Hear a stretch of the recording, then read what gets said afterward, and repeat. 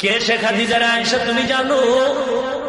আমি একা একা জঙ্গল পেরিয়ে পাথরের পথ পেরিয়ে হেরা পাহাড়ে উঠতাম, কেউ নাই আমার পাশে বসে।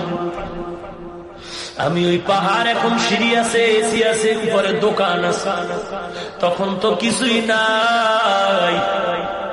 নবীজি বলেন আয়েশা আমি একা একা গিয়া ওই পাহাড়ের উপর উঠা পড়তে নেমে আমি কাবা দিয়ে ফিরে আল্লাহ ঠেলে কাটাই। একদিন, দুদিন, 3 দিন, 1 সপ্তাহ পর্যন্ত আমি বাড়ি যাইতাম।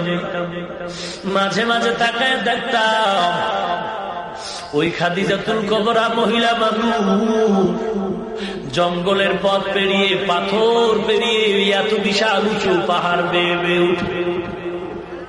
ওই আমার বিবি খাদিজা দেখতাম আমার পাশে গর্তে নেমে নাস্তা নিয়ে হাজির হয়ে গেছে। ওরে আয়েশা শুধু তাই না, আমি পেটে পাথর বেঁধে মানুষের কাছে কাছে ঘুরে ঘুরে কালেমার দাওয়াত।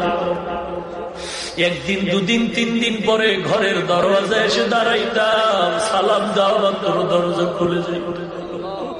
আমি দেখতাম আমার সহধর্মিনী খাদিজা দাঁড়ায় আছে। আমি একদিন বললাম ও খাদিজা আপনি কি ঘুমান না? খাদিজা চোখের পানি ছেড়ে বলেন ও পয়গম্বর, আমি 2 জন স্বামী বিদায়ের পর আপনাকে কবুল করেছি রে পয়গম্বর।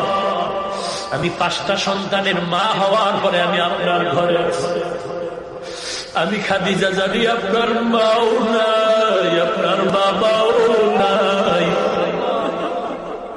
আজকে যদি আপনার মা জমিনে থাকতো, আপনাকে বাইরে রেখে মা ঘুমাইতো না, খানাও খাইতো না। ওরে পয়গম্বর আপনি বাইরে বাইরে ঘুরে এটার কালেমার দাওয়াত দেন, কত দুশমন আপনার চতুর্পার্শ্বে। ওরে নবী আল্লাহর জাতের কসম, আমি জানি আপনি মা মা বলে জীবনে একটা ডাকও দিতে পারেন নাই।